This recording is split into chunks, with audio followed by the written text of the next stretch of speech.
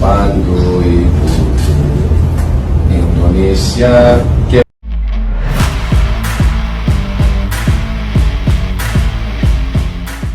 Masih trauma publik Vietnam ketakutan kekuatan timnas Indonesia di Piala Asia 2023. Kekuatan timnas Indonesia tengah dalam pantauan jelang berlaga di Piala Asia 2023. Persiapan matang yang dilakukan sukses membuat publik Vietnam ketakutan. Rupanya trauma kekalahan di SEA Games 2023 kemarin masih menyelimuti dunia sepak bola Vietnam. Ketakutan akan kekuatan timnas Indonesia semakin bertambah jelang Piala Asia 2023. Ketakutan publik Vietnam terhadap timnas Indonesia semakin menjadi setelah skuad Garuda diklaim memiliki persiapan yang lebih baik dan terencana. Ditambah dengan rencana PSSI dalam program naturalisasi para pemain keturunan Eropa Grade A, Vietnam dinilai sudah tak punya kesempatan menang lawan Indonesia.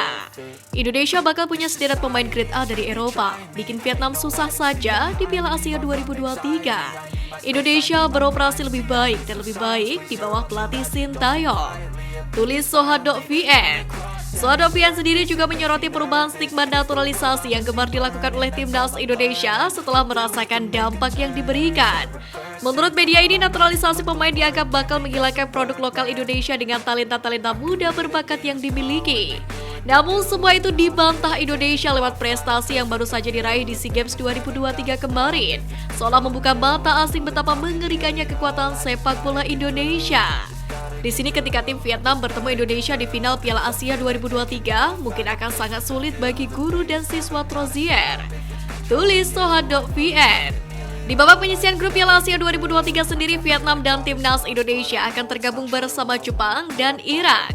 Dua tim kuat yang sulit dikalahkan namun tak mustahil diimbangi oleh skuad Garuda asuhan Sintayong. Deretan penghuni lini serang yang akan jadi andalan Sintayong di FIFA Matchday.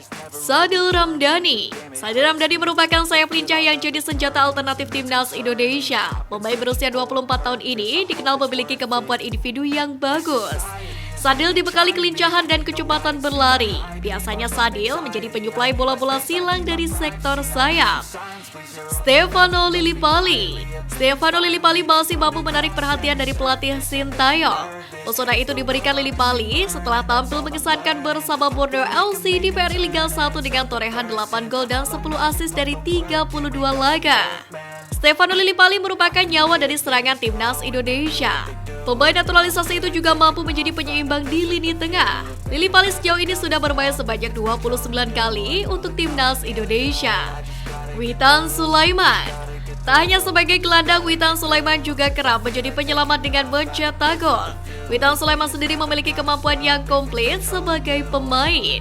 Witan juga bisa memberikan dukungan untuk pemain di lini depan. Kelebihan Witan adalah kepercayaan diri dalam menggiring bola. Selain itu, Witan juga dikenal lincah dalam melakukan tusukan ke lini pertahanan. Dimas Drajat. Pelatih Sintayong sepertinya cukup puas dengan penampilan pemain Persikabo 1973 ini. Pada PRI Liga 1, Dimas Drajat mencetak 7 gol dan 4 assist dalam 20 laga. Jumlah tersebut dianggap sudah cukup oleh Sintayong dalam mencerminkan kualitas penyerang tengah. Dendi Sulistiawan masih mendapatkan kepercayaan dari Sintayong pada FIFA Matchday kali ini. Pemain berusia 26 tahun itu pun tampil cukup bagus bersama Bayangkara FC musim lalu dengan torehan 9 gol dan 5 assist, yakni dari 26 laga di BRI Liga 1 yang telah dijalani. Sebenarnya jumlah yang sangat sedikit untuk ukuran penyerang, namun sepertinya Sintayong memiliki alasan khusus memberi kesempatan kepada Dendi Sulistiawan. Berjuang agar dipanggil Sintayong, kiper Sampdoria lalui ujian sulit untuk jadi WNI. Belakangan nama Cyrus Margono jadi perbincangan hangat karena pesepak bola berusia 21 tahun itu mengajukan untuk jadi warga negara Indonesia secara mandiri. Cyrus Margono adalah pemain sepak bola profesional yang saat ini bermain di Liga Yunani membela klub Panathinaikos B. Dengan keinginan Cyrus menjadi WNI ini menjadi angin segar bagi PSSI yang sedang mencari pemain keturunan Indonesia di luar negeri untuk membela timnas Indonesia. Namun dalam hal ini staf khusus Menpora yang pernah menjabat di PSSI Hamdan Hamedan turut meluruskan jika Cyrus Margono bukanlah pemain naturalisasi tapi diaspora.